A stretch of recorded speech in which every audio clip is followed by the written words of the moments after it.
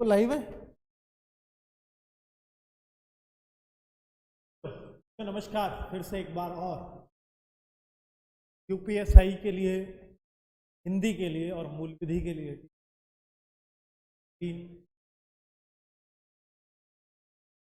इसी अंदाज यदि कोई इतनी तरीके से और इतनी चीज़ों को आसान बना के कोई टीचर पढ़ाता हो, वो आपको पता चलेगा इनके पढ़ाने के तरीके से। दरअसल में बच्चों हिंदी तो मैं भी ठीक ठाक ही पढ़ा लेता हूँ, इस बात में कोई शक नहीं है। बहुत सारे बच्चों ने बोला भी कि सर हिंदी तो आप अपने पास ही रखिए चाहे कुछ भी हो, और आपके उस डिमांड पे मैं लेकर भी आ गया हूँ शाम को 7 से 8 बजे। आज तो नहीं, लेकिन नेक्स्ट वीक से वो मैं शुरू करूँगा। 7 से 8 बजे हिंदी का मॉक टेस्ट डेली होगा 40 क्वेश्चंस का। वो तो आपको करना ही करना है, ठीक है। उसमें आपको डेली टेस्ट देना है हिंदी का, क्योंकि 40 क्वेश्चन हिंदी के आने हैं जो बहुत बड़ा मायना अपने पास रखेंगे। और जो स्कोरिंग सब्जेक्ट भी है, मैं कहूँगा कि 40 में से अगर बच्चा बहुत अच्छी हिंदी पढ़ता है तो वो 37, 38, 39, 40 तक पहुँच सकता है। और ये पिछले कुछ टाइम से देखा गया है कि भाई अगर मैं पिछले यूपीएसआई की बात करूं तो बहुत ज़्यादा साहित्य नहीं था, लेकिन इस बार जब जेल वार्डर के एग्ज़ाम को देख के लगा कि साहित्य ठीक ठाक है। अगर साहित्य के पोर्शन को मैं हटा दूं, बाकी आप कुछ भी देख लो, कोई भी ऐसी चीज़ नहीं है कि जो ना पढ़ाई हो या कुछ भी बाहर गया हो, एक भी सिंगल क्वेश्चन पूरे व्याकरण, ठीक है। और मैं ये नहीं कहता कि सिर्फ मेरे ही पढ़ाए हुए से, जो भी टीचर आपको सारे टॉपिक्स और अच्छे से पढ़ाता है के पढ़ाए हुए से आपको क्वेश्चन मिलता ही है हिंदी, ठीक है। लेकिन साहित्य का पोर्शन ऐसा ना हो जाए कि 40 में से हो सकता है 10-12 क्वेश्चन यूपीएसआई में पूछ ले, तो पूरा गणित खराब कर देंगे वो आपका, जो भी आपने मेरिट के लिए लगाया होगा।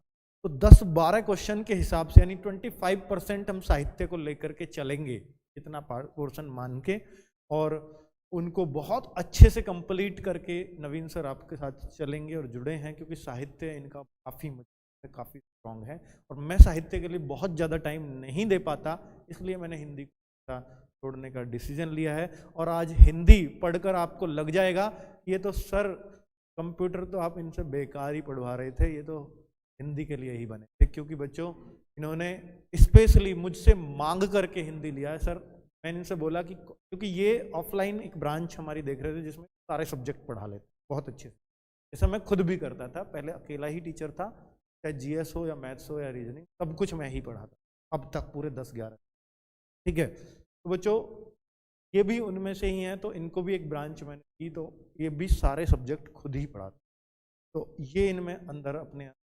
और मैं तो ये समझता हूँ अगर कोई आदमी या कोई भी टीचर कोई एक सब्जेक्ट बहुत अच्छे से पढ़ाता है तो उसे भी पढ़ा सकता है, बस उसको, क्योंकि उसको ये आइडिया हो गया है कि बच्चों के दिमाग में चीज़ें, ठीक है। और एक बार अब वो चीज़ों को खुद समझे और वो चाहे जो पढ़ा दे। मैं ये कह सकता हूँ कि दुनिया में कोई भी सब्जेक्ट भी पढ़ा सकता है, कुछ भी, बस यही तो बात है कि मुझे उसका अध्ययन करना पड़ता। पर मुझे ये पता है कि भाई मैं इसको इस तरीके से सीखूं और बच्चों को एक्ट देना है, मैं उसको पढ़ूंगा ही पढ़ाने के, ठीक है। तो ये ऐसा नहीं है कि मैं ही ऐसा कर सकता हूँ, बहुत लोग ऐसे हैं कर सकते, ठीक है। तो चलिए, ये तो रही मैंने एक नॉर्मल आपको बात बताई है। और यूपीएसआई की हिंदी और मूल विधि, आज ये हिंदी शुरू करने वाले हैं, और हिंदी का अंदाज शायद, मुझे इनसे डर है कि मुझे मतलब 10 दिन के अंदर भुला ना दें और शाम को आप 7 से 8 बजे भी मेरी क्लास देखने ना आओ। सर हमें तो हिंदी वही मजा, वो भी एक मतलब, क्योंकि खुद मांग के लिया है जिस टीचर ने जो सब्जेक्ट की, हिंदी तो दो या ना, ये तो फिर मैंने कवर कर दिया। चलिए बच्चों, तो ये दिखेगा आपको इनके पढ़ाने में कि भाई ऐसा क्यों। तो चलिए,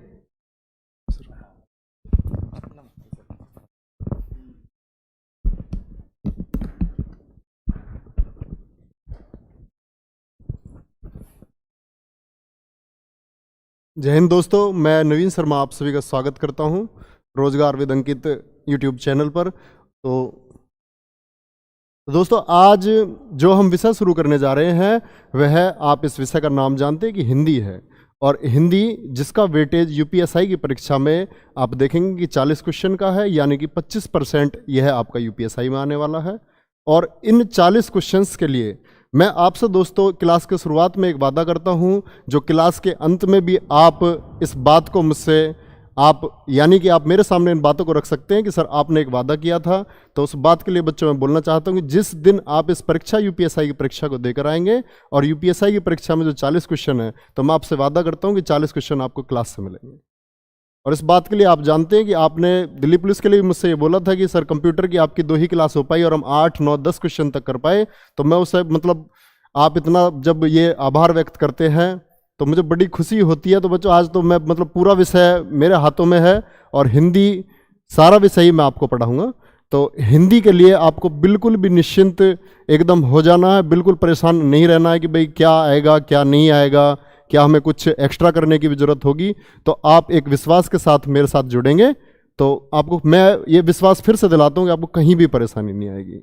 और हिंदी का पाठ्यक्रम बच्चों आप काफ़ी यूपी पुलिस की परीक्षा आप दे चुके हैं, यूपीएसआई का पाठ्यक्रम भी आपने देखा ही है। तो मैं ये मानता हूँ कि सिलेबस का जो डिस्कशन है उसका करने की ज़रूरत नहीं है कि सिलेबस क्या है और क्या नहीं है, क्योंकि जब आपको चीज़ें यहाँ कराई जाएंगी क्रमशः तो आप अपना आप समझ पाएंगे आपका सिलेबस क्या है। तो हिंदी को समझने के लिए बच्चों एक तो हमको हिंदी का साहित्य समझना होता है, और हिंदी साहित्य के अलावा दूसरी चीज़ जो हमको समझनी होती है वह होती है व्याकरण। तो सबसे पहला पार्ट मैं ये मानता हूँ कि हमको सबसे पहले व्याकरण पढ़ना चाहिए, और यदि हम व्याकरण अच्छे से समझ पाते हैं तो हम संपूर्ण हिंदी को बहुत अच्छे से समझ पाते हैं। और क्लास में कहीं भी आपको कुछ भी रटने या याद करने की आवश्यकता नहीं होगी। जो भी चीज़ें मैं आपको कॉन्सेप्चुअली यानी विश्लेषण के साथ ये बताऊंगा कि चीज़ें ऐसे हैं तो क्यों हैं, तो ये सारी चीज़ें आप समझते चलेंगे। और हम क्लास शुरू करते हैं। तो हिंदी की क्लासेस आपकी हैं, ये आप एक बार ये बता देना कि ये विजिबल है, ठीक से दिख रहा है आपको, कलर बदलने की जरूरत तो नहीं विनीत? चलो तो बच्चों हम हिंदी पढ़ रहे हैं, और हिंदी में भी मैं आपको एक बात बता रहा हूं कि हिंदी में भी हम सबसे पहले पढ़ेंगे व्याकरण। और व्याकरण जो नाम मैं आपको बता रहा हूं, व्याकरण का आप संधि विच्छेद एक चैप्टर होगा, संधि में आप पढ़ेंगे। तो अभी मैं आपको मूलतः बताता हूं कि व्याकरण का यदि आप संधि विच्छेद करते हैं तो वह होता है वी प्लस आ प्लस करण। यानी कि वी का मतलब क्या होता है, आ क्या होता है और करण क्या होता है। तो वी बोलते हैं भली, यानी चीजों को अच्छी तरह से समझना, अच्छी तरह यानी भली भांति चीजों को समझना, यह आपका व्याकरण है। तो पहली बात है कि मैं आपको बता रहा हूं कि आपको व्याकरण पढ़ना है। तो व्याकरण का मतलब कि आपको सभी चीजों को बहुत अच्छी तरह से समझना है, वो चाहे आपके शब्द हो, अक्षर हो, वर्ण हो, वाक्य हो, वाक्यांश हो। तो हम इन सभी चीजों के बारे में डिस्कशन करेंगे और ये विश्लेषण करेंगे कि इनके बारे में क्या बारीकियां हो सकती हैं। तो ये देखते हैं आप, यदि मैं अच्छी तरह से समझने की बात आपसे कर रहा हूं तो इसमें आपको सबसे पहले व्याकरण में जो शब्द समझना होता है वह होता है आपका शब्द वर्ण। आप बच्चे नोट करते हुए चलेंगे साथ के साथ वर्ण, क्योंकि यदि आप चीज़ों को नोट करेंगे और समझते हुए चलेंगे आप समझेंगे भी और चीज़ें आप नोट भी करते रहेंगे। तो मैं आपको बता रहा हूं कि व्याकरण को समझने के लिए आपको एक वर्ण को समझना होगा सबसे पहले कि वर्ण क्या होता है। वर्ण, वर्ण जिसको हम ध्वनि भी कहते हैं, और कुछ मेरे विद्वान साथी जो कि वर्ण या ध्वनि को अक्षर भी मान लेते हैं, जो कि मैं कहता हूं बिल्कुल गलत है। वर्ण या ध्वनि जिसको आप अक्षर भी कहते हैं, तो वर्ण और ध्वनि को यदि आप अक्षर कह रहे हैं तो एक हद तक यह ठीक है, किंतु यदि आप अक्षर को वर्ण कहेंगे तो यह बच्चों गलत है। यह बात मैं आपको बताता हूं कि आप देखेंगे जिस तरह मैं कै की बात करता हूं, कै आप सभी इस बात को देखेंगे कि कै का जो निर्माण होता है बच्चों वह होता है कै प्लस ऐसे। अभी इन बातों को हम विस्तार से समझेंगे कि ए क्या है और कै हल क्या है। यह चिन्ह एक हल चिन्ह है। तो मैं ये बातें आपको बताना चाह रहा हूं आप देखते हैं कि कै और कै में मैंने एक आपका वर्ण शामिल किया है ए। यदि वर्णों में कै एक वर्ण है और यदि वर्ण में स्वर को शामिल कर लिया जाए, वर्ण में स्वर को शामिल कर लिया जाए तो वह अक्षर होता है, तो वह अक्षर बन जाता है। ये बात आप समझ रहे हैं कि वर्ण में यदि स्वर को शामिल कर लिया जाए तो वह अक्षर बन जाता है। अब यदि हम स्वर को शामिल करें ना, स्वर को शामिल करें ही ना, तो यह है एक वर्ण है। यह क्या है? एक वर्ण। तो बच्चों आप इस बात को समझ पा रहे होंगे कि सभी वर्ण अक्षर होते हैं किंतु सभी अक्षर वर्ण नहीं होते हैं। आप इस बात को समझ रहे हैं? ये देखेंगे आप, मैं आपसे एक बात कह रहा हूं कि जितने भी वर्ण हैं वो सभी क्या होते हैं? अक्षर होते हैं। क्योंकि वर्ण में यदि स्वर को शामिल किया जाएगा तो वह आपका अक्षर बन जाएगा, और यदि अक्षर से स्वर को निकाल दिया जाएगा तो वह सिर्फ वर्ण रह जाएगा। तो ये एक बहुत छोटा सा अंतर है जिस पर आप ध्यान नहीं दे पाते हैं। तो इस बात के बारे में मैं आपको वर्णमाला के बारे में बता रहा था।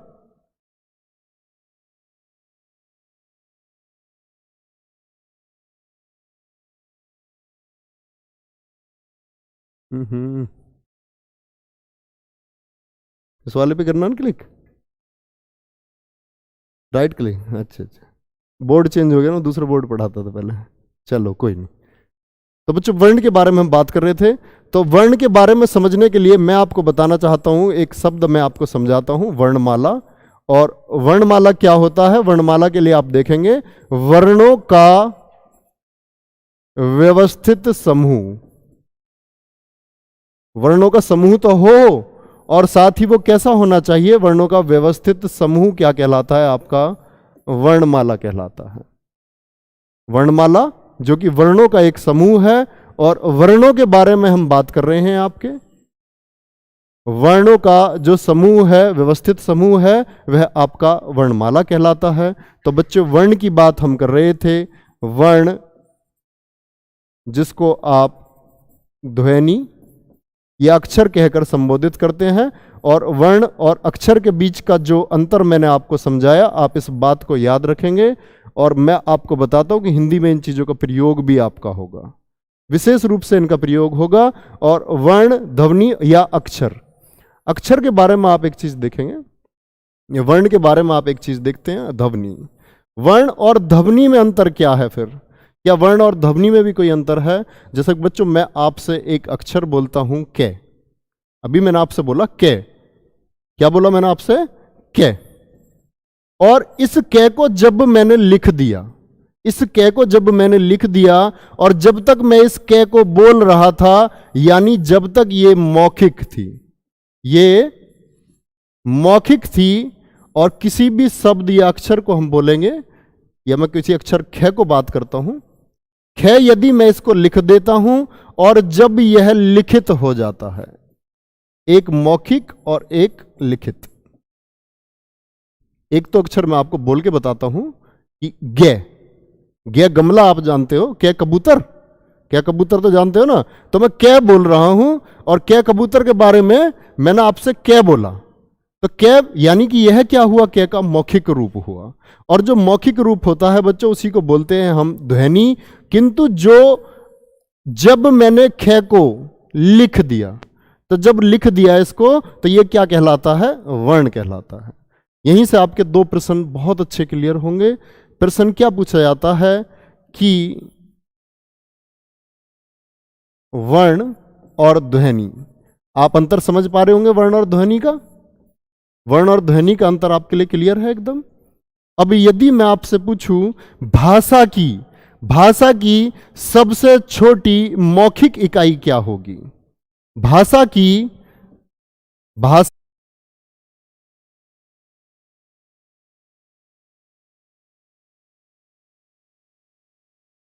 बताओ, बफ लिख रहे हैं, इनके बफ लिखने से ठीक हो जाएगा? ठीक है, चलो।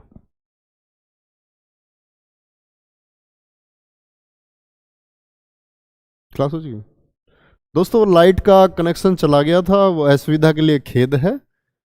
तो मतलब वो शुरुआती चीज़ें हैं, वो आपको बताया गया कि 1-2 दिन ये परेशानी शायद फेस करने को मिल सकती हैं, क्योंकि अभी पावर का जो बैकअप है उसी के लिए काम चल रहा है, जनरेटर वगैरह लगाए जा रहे हैं और ये चीज़ें आज शाम तक सॉर्ट आउट कर दी जाएंगी। तो दोस्तों मैं आपको वर्णमाला समझाने की कोशिश कर रहा था, और वापस बुला लो जितने भी लोग हैं सबको। ठीक है भाई, चलो। तो बच्चों हम पढ़ रहे थे आपका वर्णमाला, और वर्णमाला में भी मैं आपको समझा रहा था वर्ण और ध्वनि के बीच का अंतर, वर्ण और ध्वनि के बीच का अंतर, जिसमें मैंने आपको बताया कि वर्ण जो होता है यह भाषा की क्या होती है, सबसे छोटी लिखित इकाई होती है, किंतु ध्वनि क्या होती है, मौखिक इकाई होती है।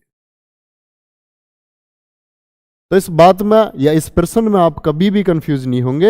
यदि मैं आपसे कहता हूं भाषा, यानी कि भाषा हम हिंदी को पढ़ रहे हैं, और मैं हिंदी में आपसे ये बात पूछता हूं कि भाषा की जो सबसे छोटी मौखिक इकाई है, यानी कि मौखिक से मतलब जो चीजें हम मुंह से बोलते हैं, जो चीजें हम मुंह से बोलते हैं उनको हम बोलते हैं मौखिक। और यदि मैं क का उच्चारण कर रहा हूं, यानी कि क को मैं अपने मुख से बोल रहा हूं, तो इस समय यह मौखिक क है। और यदि क को मैंने यहां लिख दिया तो यह लिखित क हुए। अभी तो आप देखते हैं दोनों लिखित क हैं। यदि मैं इस क को बोलूं अपने मुंह से इसको बोलता हूं, तो यह क्या हो जाता है, आपका मौखिक हो जाता है। तो इस बात में आप यह बात याद रखेंगे कि भाषा की सबसे छोटी मौखिक इकाई ध्वनि होती है, और भाषा की सबसे छोटी लिखित इकाई आपकी वर्ण होती है। तो बच्चों बात आती है कि वर्ण क्या है, यह बात तो हम समझ चुके। तो कुल वर्णों की संख्या आप कमेंट करके मुझे बताएंगे कि कुल वर्ण कितने होते हैं, कुल वर्ण। और कुल वर्ण आप बच्चे कहेंगे कि कुल वर्ण होते हैं आपके 52, यानी 52। कुल वर्णों की संख्या कितनी होती है, 52। और वर्ण को भी बांटा गया है बच्चों, और वर्ण किस किस में आपके बांटे गए हैं, वह मुख्यतः तो बांटे गए हैं स्वर और व्यंजन में, जिसको आप वॉवेल एंड कॉन्सोनेंट्स बोलते हो। ये चीजें आप देखेंगे कि कुल वर्ण आपके 52 हैं, जिनको मुख्यतः बांटा गया है आपका स्वर और व्यंजन में।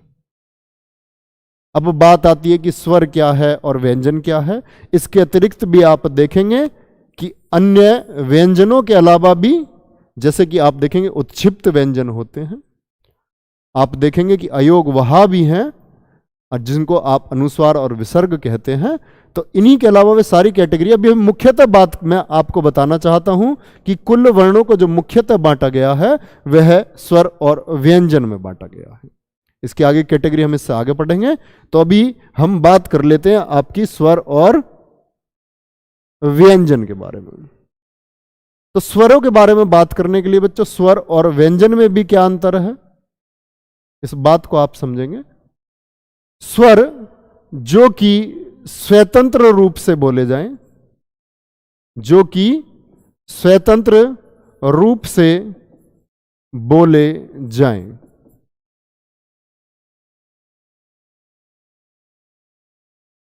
स्वतंत्र का मतलब है जिस पर किसी की जकड़ ना हो, जिसको किसी ने जकड़ ना रखा हो।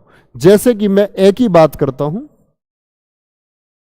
ए, क्या आप एक बात बताएंगे कि ए में क्या आपको लगता है कि कोई और वर्ण शामिल है, यानी कि यह स्वतंत्र है, इसमें कोई अन्य वर्ण शामिल नहीं है। किंतु बच्चों अगर मैं व्यंजन को भी एक विभेद आपका करना चाहता हूं कि जो स्वतंत्र रूप से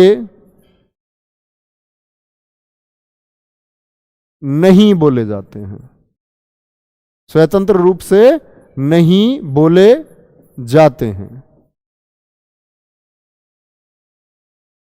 जब ये स्वतंत्र नहीं है तो इसका मतलब है कि किसी ने जकड़ रखा है इनको। भाई भारत अगर स्वतंत्र है यानी कि भारत किसी का गुलाम नहीं है, किंतु यदि भारत परतंत्र है और स्वतंत्र नहीं है तो इसका मतलब है कि भारत को किसी ने जकड़ रखा है, जैसे कि अंग्रेजों ने जकड़ रखा था।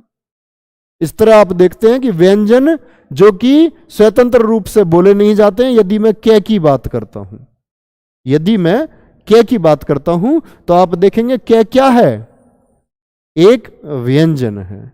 अभी आप इनको आगे पढ़ेंगे कि व्यंजन कौन से हैं और स्वर कौन से हैं, किंतु मैं आपको बता रहा हूं कि ए क्या है, आपका एक स्वर है। यह किसने जकड़ रखा है, यानी कि यह किसकी सहायता से बोला जाता है, तो यदि आप इसका संधि विच्छेद करते हैं तो वह होगा आपका कै प्लस ए। तो बच्चों आप एक चीज देखते हैं, कोई भी व्यंजन स्वतंत्र रूप से जो ना बोले जाए, स्वतंत्र रूप से ना बोला जाए तो किसकी सहायता से बोला जाएगा, तो व्यंजन सदैव स्वरों की सहायता से बोले जाते हैं। और यहां एक चिन्ह आप समझेंगे कि मैंने लगाया आपके लिए एक हल चिन्ह, इसको क्या बोलते हैं, हल चिन्ह। हल चिन्ह जिसको यदि मैं आपको बताऊं कि संस्कृत में व्यंजन को ही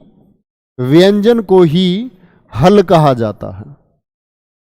संस्कृत भाषा में व्यंजन को ही हल कहा जाता है, जिसका प्रयोग हम व्यंजनों के साथ करेंगे हिंदी में भी। और इसी के साथ में एक बात बता दूं आपको, जिस तरह संस्कृत में व्यंजन को हल कहा जाता है, उसी तरह स्वर को संस्कृत में अच कहा जाता है। क्या कहा जाता है, अच कहा जाता है। इतनी बातें हम समझ रहे हैं, तो इसके बाद मैं आपको एक मुख्य विभेद और बताता हूं। स्वर की बात हम कर रहे हैं, तो सबसे पहले हमें किसको, आप व्यंजन और स्वर का एक वर्गीकरण समझ चुके। स्वर हैं जो स्वतंत्र रूप से बोले जाएंगे, व्यंजन है जो स्वरों की सहायता से बोले जाएंगे, व्यंजन जो स्वरों की सहायता से बोले जाएंगे। अभी हम स्वर को समझना चाह रहे हैं, स्वर वॉवेल।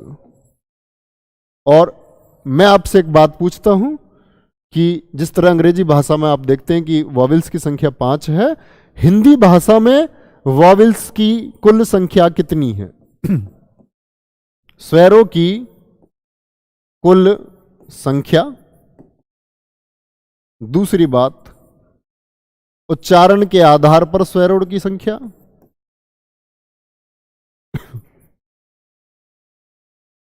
उच्चारण के आधार पर स्वरों की संख्या। तीसरी बात, अर्थ के आधार पर स्वरों की संख्या।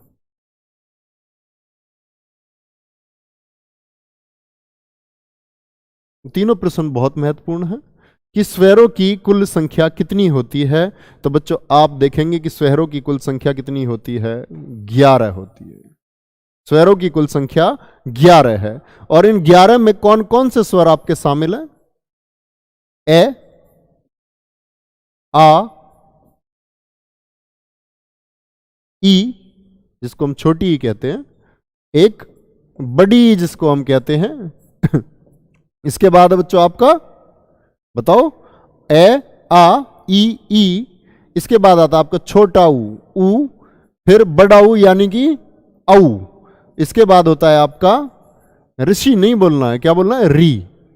सिर्फ आप इसको, इसका जो उच्चारित आप इसको करेंगे, आप इसको बोलेंगे री। और इसके बाद है आपका ए, फिर आई इसको आप बोलेंगे ओ और औ। यह हमारे कुल कितने स्वर हैं? 11 स्वर हैं। किंतु अभी आप एक बात देखेंगे कि मैंने आपको बताया कि इसका उच्चारण आप कैसे करेंगे। इसका उच्चारण होता है आपका री, क्योंकि यह आपका मिलकर बनता है रे प्लस छोटी ई से, रे प्लस ई। इसी को हम क्या बोलते हैं, री। और इसका उच्चारण यदि आप देखें तो आप इस बात को समझ पाएंगे कि उच्चारण में जो आवाज देता है, किसकी आवाज दे रहा है, री। तो क्या ये रह को प्रदर्शित नहीं कर रहा है, रह की आवाज नहीं आपको ये दे रहा है, तो ये आवाज किसकी दे रहा है आपको, उच्चारण में रह की। तो उच्चारण के आधार पर यदि मैं स्वरों की संख्या बताऊं तो ये रह की आवाज देने के कारण, जैसे कि आप देखते हैं, इससे एक शब्द हम बनाए और इससे बना हुआ एक शब्द, सबसे अधिक तो हम इसी को पढ़ते हैं, ऋषि, और एक शब्द हम पढ़ते हैं ऋग्वेद। तो ये आप इनका उच्चारण यदि करते हैं तो आप क्या बोलेंगे, ऋषि और ऋग्वेद। यानी कि आवाज किसकी आई आपको? रे की आवाज आई। तो उच्चारण के आधार पर स्वरों की जो संख्या है वह आपकी कितनी है? 10 है। उच्चारण के आधार पर री कम हो जाता है, क्योंकि री जो आपका आवाज देता है वह आवाज देता है आपको रे की। तो उच्चारण के आधार पर आप याद रखेंगे कि स्वरों की संख्या कितनी है? 10। एक कम कौन सा हुआ? एक कम हुआ आपका री। तो स्वरों की कुल संख्या कितनी बताई? 11। और अर्थ के आधार पर यदि मैं बात करूं, अर्थ के आधार पर बच्चों में बात करूं, तो अर्थ के आधार पर देखेंगे आप स्वरों की जो संख्या है कुल, वह है आपकी 13। अब ये 13 में अभी हम बात कर रहे थे कि स्वर तो 11 होते हैं, फिर 2 स्वर हमने कौन से बढ़ा दिए? 2 स्वर हमने कौन से बढ़ा दिए? अर्थ के आधार के लिए बढ़ाए हैं। आपने स्वर नहीं समझेंगे, ये बात मैं आपको बताऊंगा कि इसमें आपने 11 तो स्वर और 2 क्या बढ़ा दिए? 2 बढ़ा दिए आपने अयोग वहा। अयोग वहा। अगर अयोग वहा का हम संधि विच्छेद करें तो ए प्लस योग प्लस वहा, यानी कि जो योग होने पर वहन ना हो। हिंदी में आप एक बात समझेंगे कि यदि किसी शब्द के आगे उपसर्ग ए लगा हुआ है तो उसका अर्थ होता है नहीं। वह किसको प्रदर्शित करता है? नहीं को। तो जो योग होने के बाद भी वहन ना हो उनको हम बोलते हैं अयोग वहा। और अयोग वहा कौन से हैं हमारे? और एक है हमारा, इसको हम अन बोलते हैं और इसको हम अह बोलते हैं। क्या बोलते हैं इसको हम? अन, इसको अह। इसी का नाम बच्चों है अनुस्वार। अनुस्वार। और इसी का नाम है बच्चों क्या? विसर्ग। यह आपका अनुस्वार है, यह आपका विसर्ग है।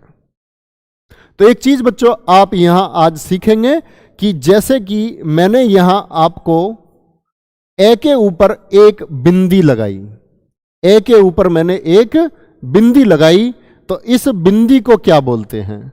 तो इस बिंदी का नाम मैंने आपको बताया अनुस्वार। कहीं भी आपको किसी के ऊपर भी एक बिंदी लगी हुई मिलती है, बिंदु लगा हुआ मिलता है, इसको आप अनुस्वार का नाम देंगे। किंतु बच्चों एक चीज आप देखते हैं, मैं किसी अक्षर को लिखने का मूल प्रारूप आपको समझाता हूं। जैसे कि मैंने, आप ये मानिए एक खाका तैयार किया किसी अक्षर को लिखने के लिए। इसमें यह जो लाइन ऊपर खिंची हुई है इसको बोलते हैं हम सिरोरेखा। और यह हिंदी में बहुत ही महत्वपूर्ण इसका किरदार भी है। और आप समझेंगे कि सिरोरेखा का जो सिरोरेखा, और इसके बाद यह जो मैंने एक लाइन खींची इसको बच्चों बोलते हैं खड़ी पाई। इसको बोलते हैं खड़ी पाई। अक्षर के मूल ढांचे के लिए एक डंडा मैंने खींचा जिसको मैं लाइन कह रहा हूं, और इसको नाम मैंने दिया है सिरोरेखा, और इसको नाम मैंने दिया है खड़ी पाई। अब आप कोई भी अक्षर लिखिए, जैसे कि आप एक रूप देखते हैं अक्षरों का।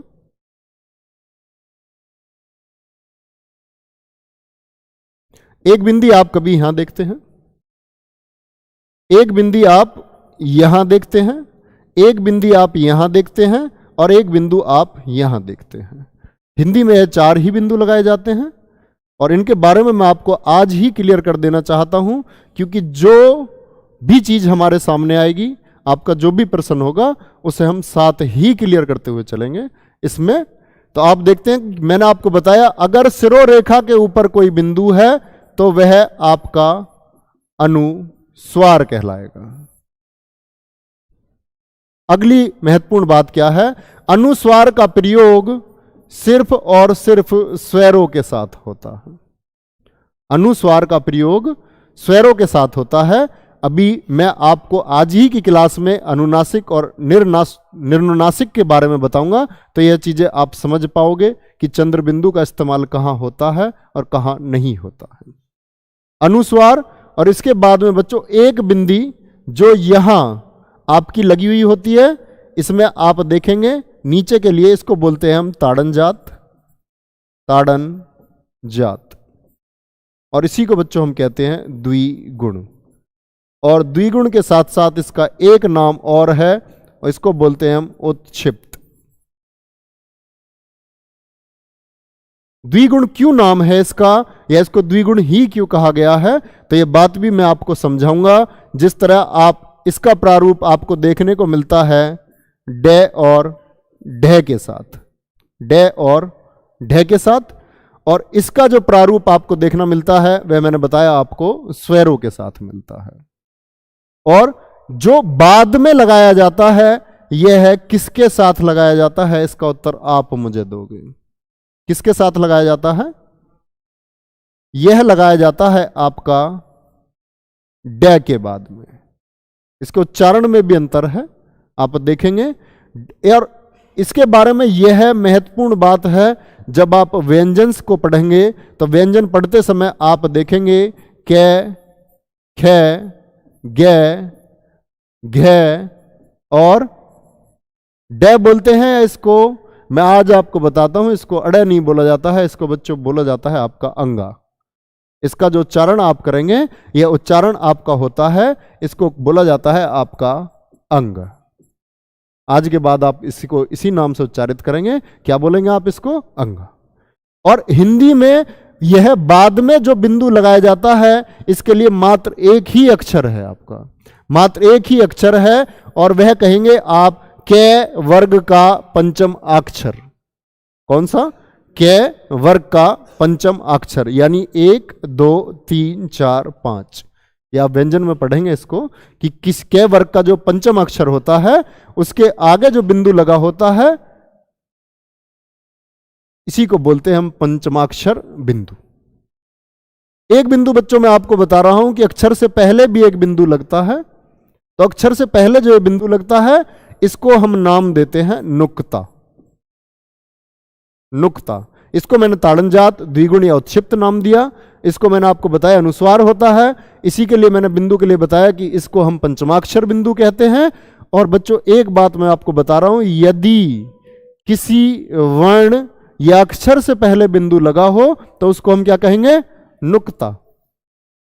नुक्ता समझ रहे हो? नुक्ता क्या होता है? नुक्ता बताओ। एक तो होते नुक्ती, जिसके लड्डू बनाए जाते हैं, ये क्या है? नुक्ता। तो नुक्ता के बारे में देखेंगे बच्चों। नुक्ता हिंदी में मात्र 5 ही अक्षर ऐसे हैं जिनके पहले आप नुक्ता लगा सकते हैं। के, खे, गे, घे और ये 5 हैं नुक्ता। आप बताएंगे मुझे, आप ही ने बताया था के, खे, गे, घे और अंगा, इन 5। अभी आप लिखेंगे नहीं, नोट नहीं करेंगे। मैं आपको एक चीज समझाना चाह रहा हूं कि अभी तो मैंने आपको बताया, इसके बाद में क्या लगता है? पंचमाक्षर लगता है। क्या लगता है? घे के साथ आपका नुक्ता का प्रयोग नहीं होता है। इसके लिए 2 अन्य जो आपके शब्द हैं वह हैं कै, खे, गे, जय और पे। बहुत शानदार। इनके पहले मैं बिंदु लगा देता हूं। तो बच्चों आप क्या समझेंगे कि नुक्ता हिंदी में कितने वर्णों के पहले या कितने अक्षरों के पहले लगाया जाता है? 5 अक्षरों के पहले। अब ये किसने बताया कि नुक्ता लगाया जाएगा? वह व्यक्ति कौन है? तो उस व्यक्ति का नाम है बच्चों शिव प्रसाद। क्या नाम है? राजा शिव प्रसाद। और इन्हीं को उपाधि दी गई थी राजा शिव प्रसाद सितारे हिंद। राजा शिव प्रसाद सितारे हिंद। यह वे व्यक्ति हैं जिन्होंने आपको बताया कि हिंदी भाषा में जो नुक्ता लगता है वह के, खे, गे, जय और फे के पहले लगाया जाता है। और इन्हीं के बारे में बच्चों महत्वपूर्ण बात क्या है? के, खे, गे, जय, फे, इन्हीं को बोलते हैं हम नई ध्वनियां। क्या बोलते हैं? नई ध्वनियां। और इसके बारे में महत्वपूर्ण बात एक और क्या है कि अगर नई ध्वनि है तो नई ध्वनि आई कहां से है? तो इसी के लिए बोलते हैं बच्चों अरबी और फारसी से ये आए हैं आपके। अरबी और फारसी से। अरबी और फारसी से एक साथ क्यों बोल देते हैं? अगर आप अरबी और फारसी भाषाओं को देखते हैं तो इन दोनों की एक ही लिपि है। हम बात कर रहे हैं कि अरबी और फारसी भाषाओं की एक ही लिपि है।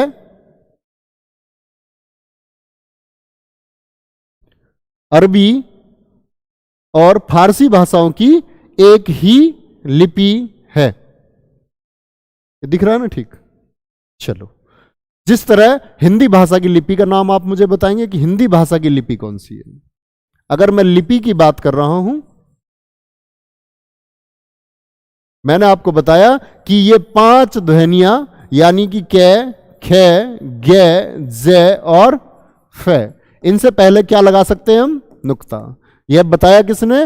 राजा शिव प्रसाद, जिनको उपाधि मिली थी सितारे हिंद की, उन्होंने बताया नुक्ता लगाने की यह विधि है। और यह आपके 5 के आगे ही नुक्ता लगाया जाता है। तो इस बात के लिए बच्चों मैं बता रहा हूं आपको कि ये अरबी और फारसी से लिए गए हैं और अरबी और फारसी भाषा की एक ही लिपि है। जिस तरह आप हिंदी में देखते हैं, हिंदी भाषा की जो लिपि है वह देवनागरी लिपि है। हिंदी भाषा की लिपि का क्या नाम है? अब यह देवनागरी लिपि क्या होता है? देवनागरी लिपि यह है कि जब मैंने आपको आज एक बात बताई, यदि मैं कै का उच्चारण करता हूं तो यह कै का मौखिक रूप है, यह कै का, लेकिन कै को लिखने का तरीका क्या होगा? कै को लिखने का तरीका होगा कै हल। यह क्या कहलाता है? आपका लिपि कहलाता है। यह क्या है? लिपि है। तो किसी भी अक्षर को लिखने का तरीका क्या होगा? यह लिपि है। और कै के आगे आप नुक्ता लगा सकते हैं। यह कौन सी लिपि है? आपकी अरबी और फारसी भाषा की। तो ये बातें मैं आपको बता रहा हूं।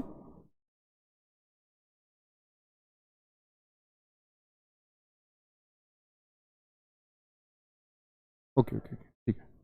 ठीक है बच्चों, इसके बाद की जो क्लास है तो हम वो कल कंटिन्यू करते हैं, क्योंकि आज आपके लाइट वाइट जाने की वजह से थोड़ी टाइमिंग की परेशानी हुई। और एसएल सर आपके क्लास के लिए आ चुके हैं। तो एसएल सर आपकी पॉलिटी की क्लास लेंगे और अपने आप में बहुत शानदार सर हैं। आप देखते हैं कि बहुत बेहतरीन मटेरियल उनका है और बहुत शानदार तरीके से पढ़ाते हैं। तो आप उनकी क्लास लीजिए भी। थैंक यू दोस्तों, जय हिंद।